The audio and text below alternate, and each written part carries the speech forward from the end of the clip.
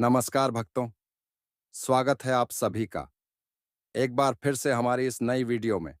मित्रों, आज हम जिस विषय पर चर्चा करने जा रहे हैं वह बड़ा ही रहस्यमय और गहराई से जुड़ा हुआ है।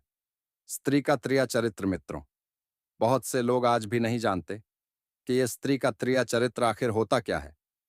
लेकिन आज हम आपको एक ऐसी सच्ची घटना और कथा के माध्यम से बताएंगे कि यह त्रिया चरित्र कैसे एक पुरुष को जीवन भर के लिए फंसा लेता है।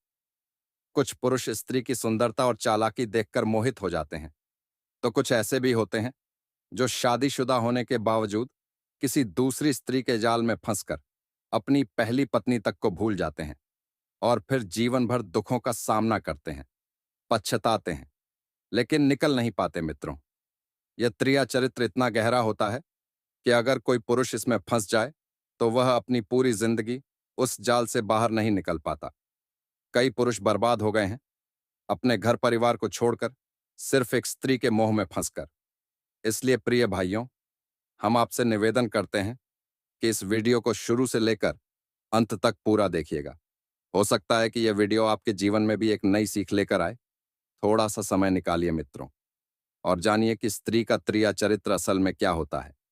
कहानी शुरू करने से पहले मित्रों, अगर आपने अभी तक इस वीडियो को लाइक नहीं किया है तो कर दीजिए, और अगर आप हमारे चैनल पर नए हैं तो चैनल को सब्सक्राइब कर लीजिए। कहा जाता है कि जो भी मनुष्य सच्चे मन से भगवान की आराधना करता है उसके ऊपर माता लक्ष्मी की कृपा सदैव बनी रहती है। तो चलिए मित्रों, आपका ज्यादा समय नष्ट न करते हुए अब चलते हैं उस दिव्य कथा की ओर। मित्रों, एक बार की बात है, कैलाश पर्वत की पावन और शांत वादियों में भगवान शिव और माता पार्वती विराजमान थे। चारों तरफ हरियाली थी, मंद मंद हवा चल रही थी और वातावरण पूरी तरह शांति में डूबा हुआ था। तभी आकाश मार्ग से देवर्षि नारद जी नारायण नारायण का जाप करते हुए वहां पधारे। जैसे ही नारद जी कैलाश पर्वत पर पहुंचे, उन्होंने भगवान शिव और माता पार्वती को प्रणाम किया। नारद जी बोले, हे प्रभु, हे माता, आज मैं आपके सामने कुछ बहुत ही महत्वपूर्ण प्रश्न लेकर आया हूं। कृपा करके आप मेरे इन प्रश्नों का समाधान कीजिए। भगवान शिव मुस्कुराए और बोले, हे नारद, तुम संकोच मत करो। अपने मन में जो भी प्रश्न है वे सब मुझसे कहो। मैं तुम्हारे हर प्रश्न का उत्तर अवश्य दूंगा। तब नारद जी ने थोड़ा गंभीर होते हुए कहा, हे प्रभु, आज जब मैं पृथ्वी लोक पर भ्रमण कर रहा था तो मैंने एक बहुत विचित्र दृश्य देखा। मैंने देखा कि कुछ स्त्रियां भोले भाले पतियों को अपने प्रेम जाल में फंसाकर उनका जीवन बर्बाद कर रही हैं। वे स्त्रियां मीठे वचन बोलकर, प्यार का दिखावा करके पुरुषों को ऐसा मोहजाल में उलझा देती हैं कि वे पुरुष सब कुछ छोड़कर उनके पीछे भागने लगते हैं।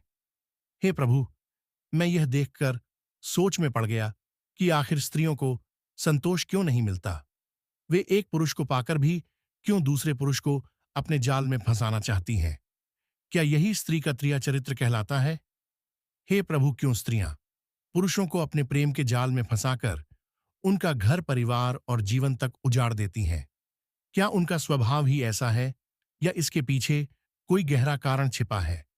हे प्रभु, जब एक स्त्री किसी पुरुष को अपने प्रेम में बांध लेती है तो वह उसे छोड़कर आगे क्यों बढ़ जाती है और वह पुरुष जीवन भर उसी मोह में फंसा रहता है?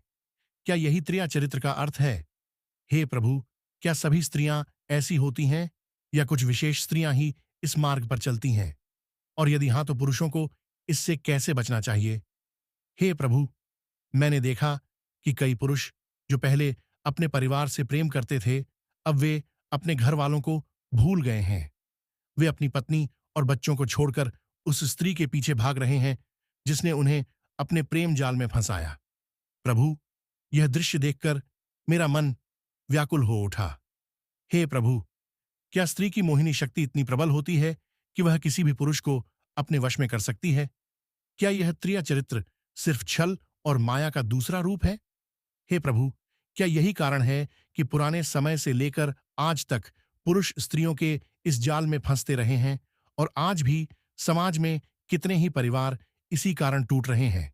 हे प्रभु, कृपा करके आप मुझ अज्ञानी को यह समझाइए कि यह स्त्री का त्रिया चरित्र आखिर है क्या और क्यों यह पुरुषों के लिए जीवन भर का दुख बन जाता है।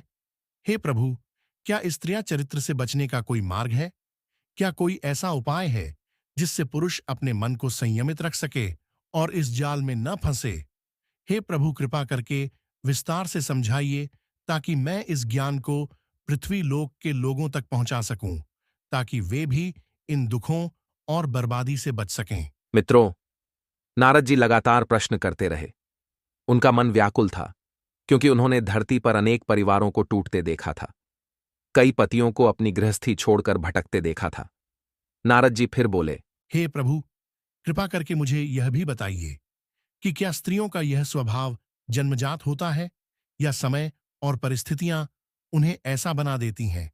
क्या कोई भी स्त्री कभी संतोष में रह सकती है या उसका मन हमेशा भटकता रहता है? हे प्रभु, आपने तो संसार का सृजन किया है। आप ही बता सकते हैं कि स्त्री के मन की गहराई में क्या छिपा है। कृपा करके मुझे यह ज्ञान दीजिए। तब भगवान शिव गंभीर हो गए। उन्होंने नारद जी की आंखों में देखा और कहा, हे गुरुदेव, नारद, तुमने बहुत महत्वपूर्ण और गंभीर प्रश्न पूछे हैं। इन प्रश्नों के उत्तर साधारण नहीं हैं। यह उत्तर मैं तुम्हें एक कथा के माध्यम से दूंगा, ताकि तुम और समस्त मानव जाति इस रहस्य को भली भांति समझ सके। मित्रों, भगवान शिव अब नारद जी को उस दिव्य कथा सुनाने जा रहे हैं जिसमें स्त्री के त्रिया चरित्र का रहस्य छिपा है और पुरुषों के लिए एक गहरी सीख भी है। लेकिन मित्रों, उस कथा को सुनने से पहले एक छोटी सी विनती। अगर आपने अभी तक इस वीडियो को लाइक नहीं किया है तो जरूर कर दीजिए, और अगर आप हमारे चैनल पर नए हैं तो सब्सक्राइब करके हमारे साथ जुड़ जाइए, क्योंकि मित्रों, कहा जाता है कि जो मनुष्य ज्ञान की बातों को ध्यान से सुनता है उसके जीवन में कभी दुख और भ्रम की छाया नहीं आती। तो चलिए मित्रों, अब आपका ज्यादा समय नष्ट न करते हुए आइए आगे बढ़ते हैं और सुनते हैं भगवान शिव के मुख से वह दिव्य कथा। मित्रों, भगवान शिव ने कथा की शुरुआत करते हुए कहा, हे नारद, सुनो, मैं तुम्हें एक गांव की कथा सुनाता हूं, जहां से स्त्री के स्वभाव का रहस्य आरंभ होता है। एक बार की बात है, एक गांव में एक अत्यंत सुंदर स्त्री रहती थी। वह अपने माता पिता के साथ उसी गांव में निवास करती थी। उसकी सुंदरता ऐसी थी कि गांव भर में उसकी चर्चा होती थी। लोग कहते थे कि इतनी सुंदर स्त्री शायद ही कभी इस गांव में जन्मी हो। उसके पिता गांव के व्यापारी थे।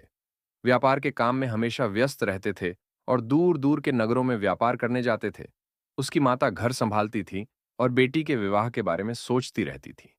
एक दिन वह सुंदर स्त्री अपने घर से बाहर निकली। उसे यूं अकेले जंगल की ओर जाते हुए देखा गया। जब वह जंगल के रास्ते पर पहुंची तो उसे एक व्यक्ति मिला। उस व्यक्ति ने उसे रोकते हुए कहा, बहन, तुम कौन हो और इधर अकेले कहां जा रही हो? तुम इतनी सुंदर हो, अगर कोई बुरा आदमी तुम्हें देख लेगा तो वह तुम्हारे साथ गलत व्यवहार कर सकता है। यह रास्ता बहुत सुनसान है। यहां पर कुछ वर्ष पहले भी कुछ स्त्रियां आती थीं और उनके साथ बुरा व्यवहार हुआ था। 3-4 लोगों ने मिलकर उनका अपमान किया था। तुम घर लौट जाओ। यह रास्ता अकेली स्त्री के लिए ठीक नहीं है। वह स्त्री यह सब सुनकर चुप रही। उसने कोई उत्तर नहीं दिया, बस अपनी निगाहें नीची कर लीं और फिर बिना कोई शब्द बोले वह धीरे धीरे वहां से घर की ओर लौट चली। जब वह घर पहुंची तो उसके माता पिता वहीं पर बैठे थे। उन्होंने जैसे ही अपनी बेटी को आते देखा तो माता चिंतित स्वर में बोली, बेटी, तुम बिना बताए कहाँ चली गई थी? अब तुम जवान हो चुकी हो। इस तरह अकेले घर से बाहर मत जाया करो। तभी उसके पिता जो व्यापारी थे बोले, ये बात ठीक कह रही है तुम्हारी माता। गांव में लोग क्या कहेंगे अगर हमारी बेटी बिना बताए बाहर घूमेगी? तभी व्यापारी की पत्नी यानी उसकी माता ने गंभीर स्वर में कहा, अब हमारी बेटी बड़ी हो गई है। अब समय आ गया है कि हम इसका विवाह कर दें, ताकि यह अपने घर गृहस्थी में लग जाए और सुरक्षित रहे। कुछ ही दिनों में उसके माता पिता ने गांव के एक छोटे व्यापारी के साथ उसका विवाह तय कर दिया। वह व्यापारी ईमानदार था, परंतु उतना बड़ा नहीं था जितना उसका पिता था। फिर भी माता पिता ने सोचा कि बेटी का घर बस जाए, यही सबसे बड़ा सुख है। थोड़े ही समय बाद विवाह संपन्न हुआ। गांव भर में धूमधाम हुई। सभी लोग विवाह में आए और आशीर्वाद दिया। विवाह के बाद वह सुंदर स्त्री अपने पति के घर चली गई। वह अब वहां अपनी गृहस्थी में रम गई थी। ससुराल में सास ससुर और पति के साथ वह खुशी खुशी जीवन जीने लगी। मित्रों, फिर एक दिन ऐसा आया जब उसके पति को अपने व्यापार के सिलसिले में बाहर जाना था। उसने अपनी पत्नी से कहा, हे सखी, मुझे अपने व्यापार के काम से कुछ दिनों के लिए नगर जाना पड़ेगा और इसमें कम से कम 1-2 महीने तो लग ही जाएंगे। यह सुनते ही उसकी पत्नी का चेहरा उदास हो गया। उसने धीरे से कहा, हे पतिदेव, मैं आपके बिना अकेली नहीं रह सकती। अभी तो हमारी नई नई शादी हुई है, कृपया आप मत जाइए। उसका पति थोड़ा मुस्कुराया लेकिन गंभीर स्वर में बोला, नहीं प्रिय, मुझे तो जाना ही पड़ेगा। यदि मैं नहीं गया तो व्यापार में भारी नुकसान हो जाएगा। यह व्यापार ही तो है जिससे हमारा घर चलता है और तुम्हें सुख सुविधा मिलती है, इसलिए मैं यह त्याग कर रहा हूं। फिर उसने अपनी पत्नी की चिंता को समझते हुए कहा, देखो, मैं ऐसा करता हूं कि अपने दूर के एक रिश्तेदार को यहां बुला लेता हूं। वह तुम्हारी देखभाल करेगा और तुम्हें अकेलापन भी महसूस नहीं होगा।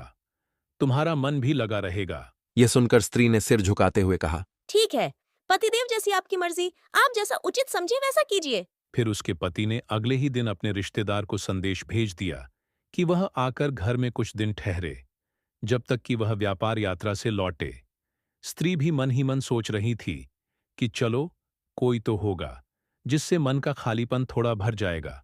फिर क्या हुआ मित्रों, जैसे ही व्यापारी का वह दूर का रिश्तेदार उस घर में रहने के लिए आया, तो पहले ही दिन उसने व्यापारी की पत्नी से बहुत मीठे बोल में बातें करनी शुरू कर दी। उसने कहा, सच में आप तो बड़ी भाग्यशाली हैं। इतनी सुंदरता भगवान ने आपको दी है और ऊपर से आपका स्वभाव भी इतना मधुर है।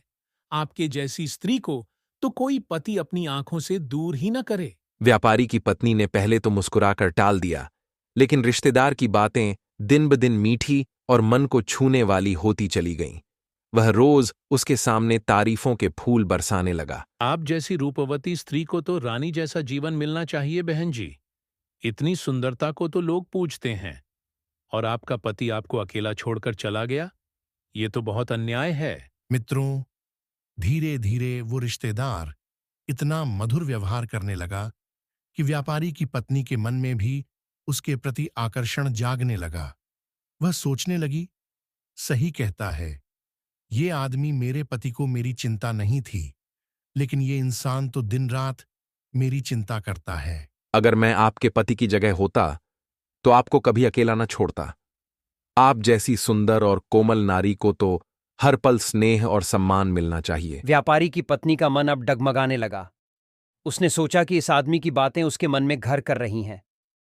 एक दिन उसने खुद ही कहा, आप मेरी इतनी तारीफ करते हैं, इतनी चिंता तो मेरा पति भी नहीं करता था। सच बताइए, क्या आपके मन में मेरे लिए कुछ विशेष भावना है? रिश्तेदार ने झुककर कहा, हाँ, मैं आपका सम्मान करता हूँ और आपके दुख को समझता हूँ। अगर आपको मेरा साथ अच्छा लगता है तो मैं हमेशा आपके पास रहूंगा। मित्रों, यहीं से दोनों के बीच की दूरी धीरे धीरे मिटने लगी। दिन बीतते गए और उनके बीच की मित्रता अब गहरी निकटता में बदल गई।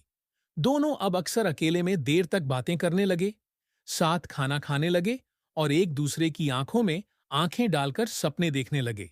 मित्रों, जब महीनों तक व्यापारी बाहर रहा तो इन दोनों का यह रिश्ता इतना गहरा हो गया कि दोनों ने सामाजिक मर्यादा की सीमाएं भी लांघ दीं। उनका यह संबंध कई महीनों तक यूं ही चलता रहा और व्यापारी की पत्नी अपने पति को भूलकर अब पूरी तरह उस रिश्तेदार के प्रेम में डूब गई थी। मित्रों, फिर एक दिन जब व्यापारी अपना व्यापार समाप्त करके कई महीनों बाद अपने घर लौटता है, तो जैसे ही उसने आंगन में कदम रखा, उसकी नजर उस दृश्य पर पड़ी जिसे देखकर उसकी आत्मा कांप उठी। उसने अपनी ही आंखों से देखा कि उसका दूर का रिश्तेदार और उसकी पत्नी दोनों आपस में मर्यादा की सीमा लांघ चुके थे। यह दृश्य देखकर व्यापारी के पैरों के नीचे से जैसे जमीन खिसक गई। उसकी आंखें फटी की फटी रह गईं और मन में तूफान मच गया। पर मित्रों, वह कुछ बोला नहीं, कुछ कहा नहीं, बस चुपचाप उलटे पांव घर से बाहर निकल पड़ा। उसका दिल दुख से भारी हो चुका था, आंखों से आंसू छलकने लगे थे और सिर में ऐसा दर्द उठ रहा था मानो उसका जीवन ही उजड़ गया हो। वह बिना दिशा जाने जंगल की ओर चल पड़ा। पत्थरीले रास्तों पर नंगे पांव चलते चलते उसका मन बार बार यही सोचता रहा, मैंने किस पर विश्वास किया था, किसे अपने घर बुलाया था और मेरी पत्नी ने मुझे ऐसा धोखा क्यों दिया। मित्रों, चलते चलते वह व्यापारी जंगल के भीतर बहुत दूर निकल गया। वहां उसे एक झोपड़ी दिखाई दी। वह झोपड़ी साधारण थी, पर भीतर से बड़ी दिव्य ऊर्जा निकल रही थी। उस झोपड़ी के सामने एक महान संत ध्यान में लीन बैठे थे। आंखें बंद, माथे पर शांति की रेखाएं और चेहरे पर तेजस्विता का प्रकाश। व्यापारी, जो अब तक रोता बिलखता आ रहा था, संत के चरणों में जाकर बैठ गया। उसने कांपती आवाज में कहा, हे संत महाराज, कृपा करिए। मैं बहुत बड़े संकट में हूँ। मेरा जीवन उजड़ गया है। कृपया मेरी समस्या का समाधान बताइए। तब संत जी ने अपनी आंखें खोलीं और बड़े प्रेम पूर्वक कहा, कहो पुत्र, तुम्हारी क्या समस्या है? शांत मन से अपनी व्यथा मुझे सुनाओ। जब तक मन का बोझ हल्का नहीं होगा, समाधान भी नहीं मिलेगा। व्यापारी ने रोते हुए कहा, संत महाराज, मैं एक साधारण व्यापारी हूं। मेरी शादी कुछ साल पहले हुई थी। शुरू में सब कुछ ठीक चला। मैं और मेरी पत्नी बड़े प्रेम से रहते थे। फिर व्यापार के काम से मुझे बाहर जाना पड़ा, क्योंकि वही व्यापार मेरे घर का सहारा था। जाते समय मैंने अपनी पत्नी से कहा कि चिंता मत करो, मैं अपने दूर के रिश्तेदार को बुला लेता हूं, ताकि तुम्हारा मन भी लगा रहे और घर की देखभाल में सहारा मिले। महाराज, मैं अपने कर्तव्य के लिए बाहर गया। कई महीने संघर्ष किया, पर जब घर लौटा तो मेरी आंखों ने वो दृश्य देखा जिसे सोचकर भी मेरी रूह कांप जाती है। मैंने अपनी आंखों से देखा कि मेरी पत्नी और वही रिश्तेदार दोनों आपस में वो संबंध स्थापित कर रहे थे जो केवल पति पत्नी के बीच होते हैं। महाराज, उस समय मेरी सांस रुक गई थी। मुझे समझ में नहीं आया कि मैं क्या करूं। मेरे हाथ पैर कांपने लगे। मैं कुछ बोले बिना ही घर से बाहर निकल पड़ा और चलते चलते इस जंगल में भटक गया। तभी आपकी झोपड़ी दिखाई दी और मैं आपके पास आ गया। महाराज, मैं बहुत दुखी हूं। मेरी आत्मा छलनी हो चुकी है। मुझे नहीं समझ आ रहा कि मैं क्या करूं। आप ही बताइए कि मेरे जीवन का अब क्या उपाय है। क्या मेरी पत्नी का दोष है? क्या रिश्तेदार का पाप है? और मुझे अब क्या करना चाहिए? व्यापारी फूट फूट कर रोने लगा। उसकी आंखों से आंसू ऐसे बह रहे थे जैसे बरसात का पानी। संत जी ने गहरी सांस ली और बोले, पुत्र, तुम्हारी समस्या गंभीर है। ये केवल तुम्हारे घर की नहीं, आजकल संसार में हर जगह ऐसा अधर्म फैलता जा रहा है, लेकिन इसका समाधान भी है। पहले मैं तुम्हें इस पीड़ा का कारण समझाऊंगा, फिर इसका उपाय भी बताऊंगा। हे पुत्र, ध्यान से सुनो। बहुत समय पहले की बात है। एक गांव में एक ब्राह्मण रहा करता था। उस ब्राह्मण की पत्नी का नाम था रूपवती। नाम के अनुसार वह स्त्री बहुत सुंदर थी, लेकिन मन के विचार कैसे थे, यही कथा में मैं तुम्हें बताऊंगा। रूपवती का चरित्र 3 भागों में बंटा हुआ था। पहला था उसके स्वामी के प्रति प्रेम, दूसरा था पराये पुरुषों के प्रति आकर्षण, और तीसरा था लोभ और वासना में डूबा हुआ उसका चंचल मन पुत्र। जब उसकी शादी हुई थी तो वह अपने पति को ही सब कुछ मानती थी। वह उसके लिए व्रत करती थी, पूजा करती थी और हर समय उसकी लंबी उम्र की कामना करती थी। लेकिन समय बीता और उसके मन में धीरे धीरे पराये पुरुषों की प्रशंसा सुनकर आकर्षण पनपने लगा। गांव में एक साहूकार था, रूपवान, धनवान और बोलचाल में बहुत मधुर। उसने रूपवती से मीठी मीठी बातें की, उसकी सुंदरता की तारीफ की और कहा कि तुम जैसी स्त्री इस गांव में कोई नहीं। तुम्हारे पति तो साधारण ब्राह्मण हैं, वे तुम्हारी कद्र नहीं जानते। यह सुनकर रूपवती का मन डोल गया। फिर क्या था पुत्र, धीरे धीरे उसने उस साहूकार से छुप छुप कर मिलना शुरू कर दिया।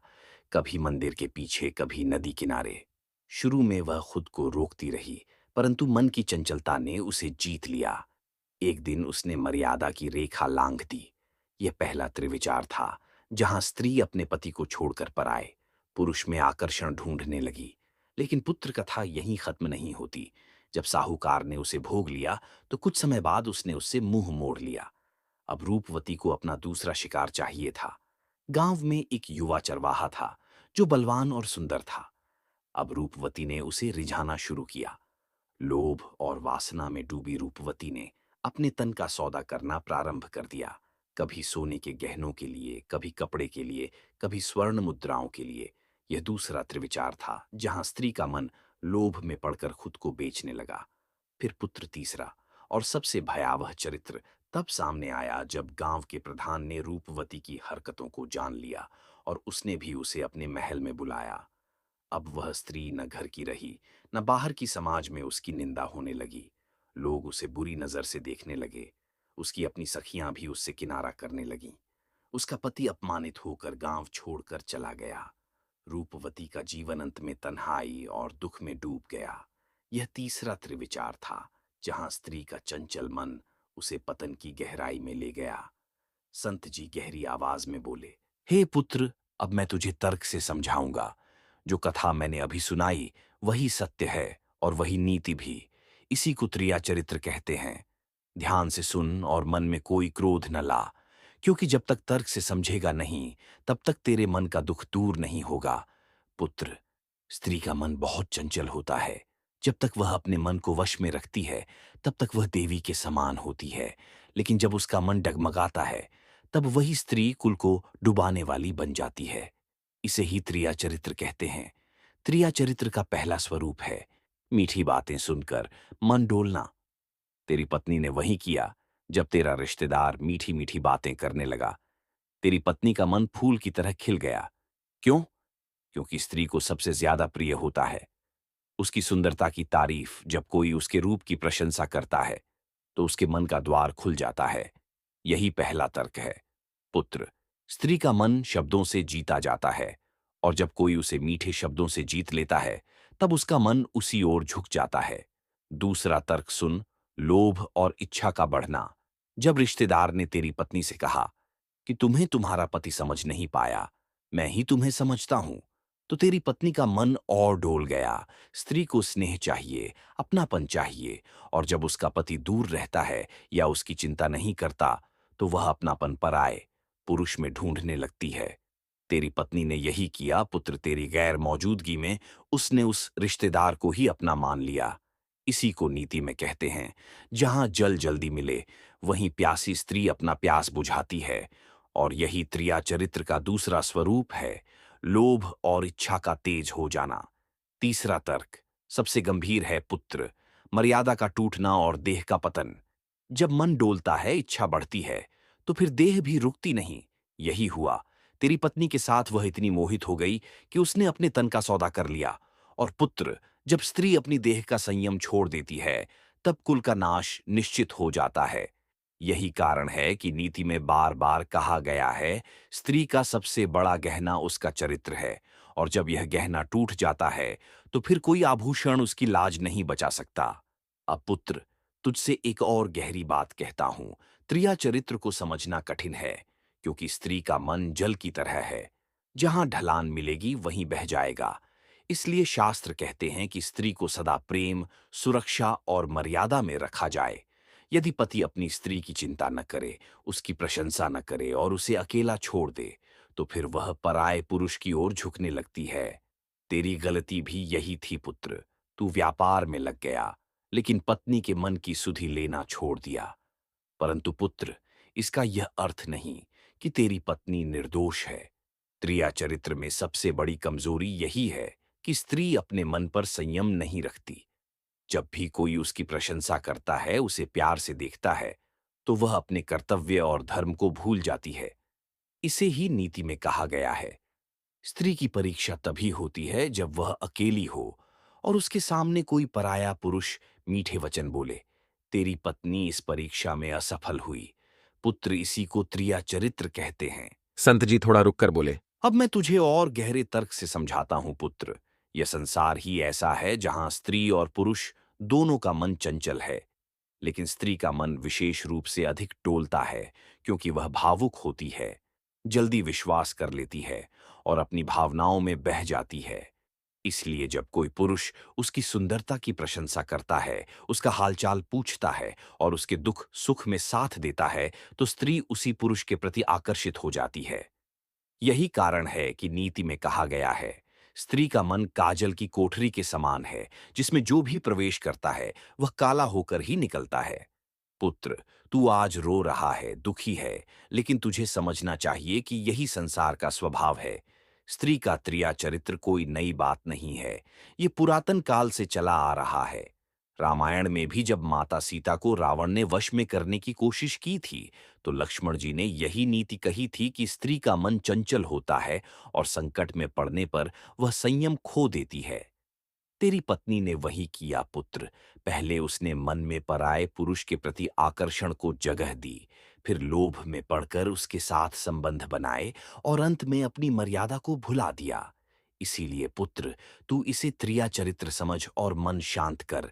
तेरी पत्नी के कर्मों का फल उसे अवश्य मिलेगा और तुझे अब अपनी मर्यादा बचानी है। धर्म कहता है कि जो स्त्री अपने पति की पीठ पीछे पर पुरुष के साथ संबंध बनाए, वह अपने जीवन में दुख भोगती है और अगले जन्मों में भी पाप का फल भोगती है। संत जी ने व्यापारी के सिर पर हाथ रखकर कहा, हे पुत्र, क्रोध मत कर, दुखी मत हो। यह संसार त्रिया चरित्र और पुरुषों के छल का ही मेल है। जो इसे समझ जाता है वही शांत रहता है और अपना धर्म निभाता है। तेरी पत्नी ने जो किया वह त्रिया चरित्र का स्वाभाविक परिणाम है।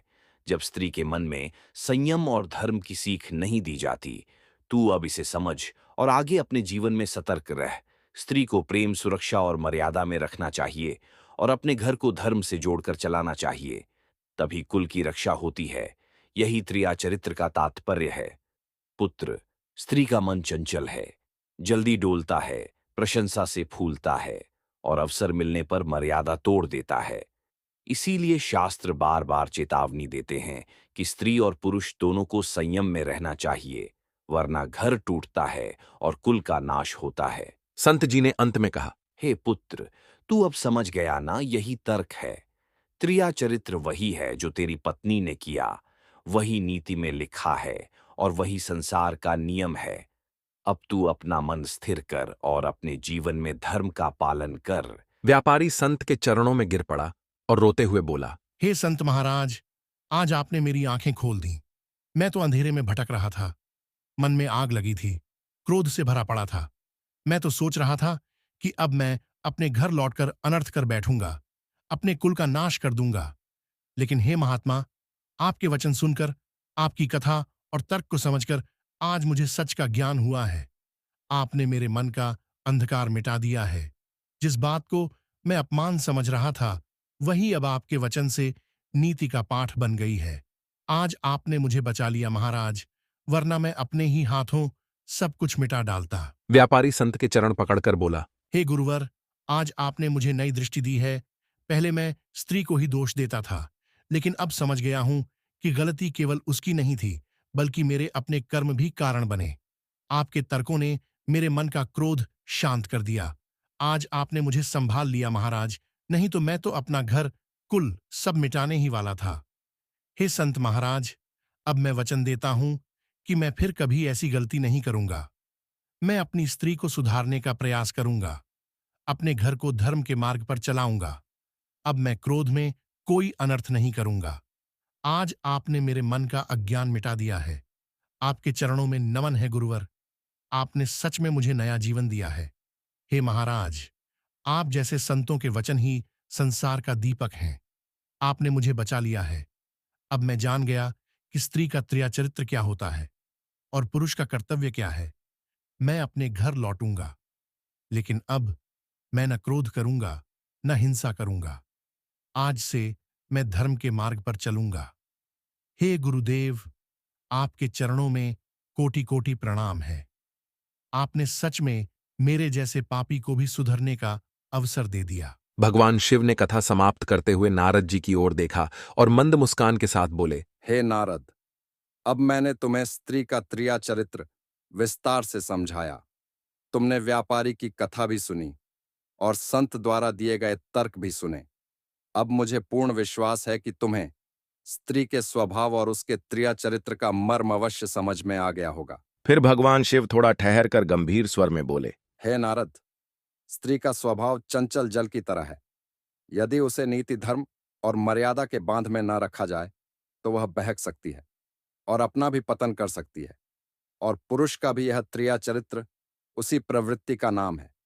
लेकिन यदि स्त्री को प्रेम, सम्मान और धर्म के मार्ग पर रखा जाए तो वही स्त्री कुल की शोभा बनती है। इसीलिए नारद, दोष केवल स्त्री में नहीं होता, बल्कि पुरुष का कर्तव्य है कि वह भी घर की रक्षा धर्म से करे। शिवजी तर्क से समझाते हुए बोले, हे नारद, जल को बहने से कोई रोक नहीं सकता, लेकिन उसे सही दिशा में मोड़ना मनुष्य के हाथ में है। उसी प्रकार स्त्री का स्वभाव भी प्रकृति की देन है। पर उसका चरित्र कैसा बनेगा यह पुरुष के व्यवहार और घर के संस्कारों पर निर्भर करता है। जहां स्त्री को तिरस्कार मिलता है वहां उसका चित्त डगमगाता है, लेकिन जहां उसे स्नेह और सम्मान मिलता है वहां वह पतिव्रता लक्ष्मी बनती है।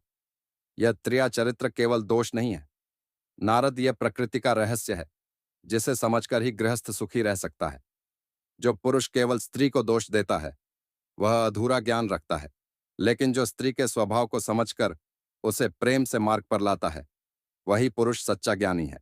फिर भगवान शिव ने कहा, हे नारद, आज मैंने तुम्हें यह कथा और तर्क इसलिए सुनाया ताकि तुम और संसार के लोग स्त्री के स्वभाव को समझें और घर में धर्म का दीपक जलाए रखें। यही त्रिया चरित्र का मर्म है।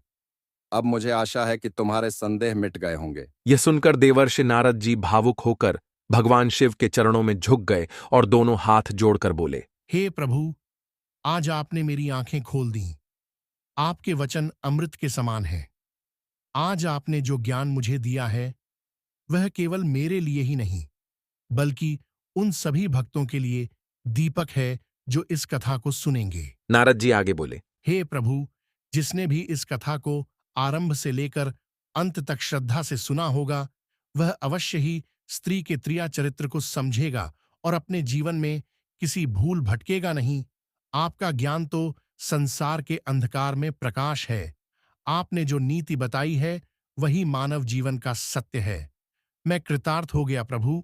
फिर नारद जी हाथ जोड़कर बोले, हे महादेव, आज आपने मुझे जो शिक्षा दी है उसे मैं संसार भर में गाऊंगा ताकि लोग भी अपने जीवन में इसे अपनाएं।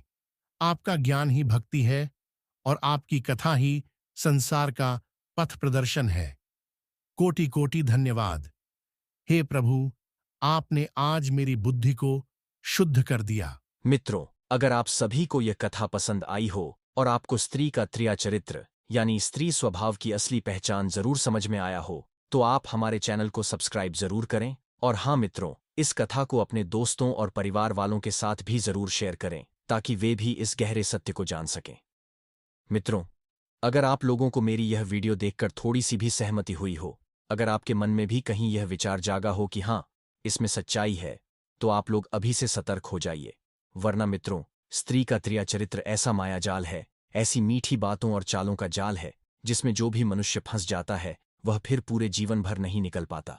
इसलिए मित्रों, मेरी आप सभी से हाथ जोड़कर विनती है कि आप लोग इस मोह और माया के जाल से बाहर निकलें, अपना घर परिवार धर्म और नीति के रास्ते पर चलाएं और अपने जीवन को सतर्कता और समझदारी से जिए। धन्यवाद।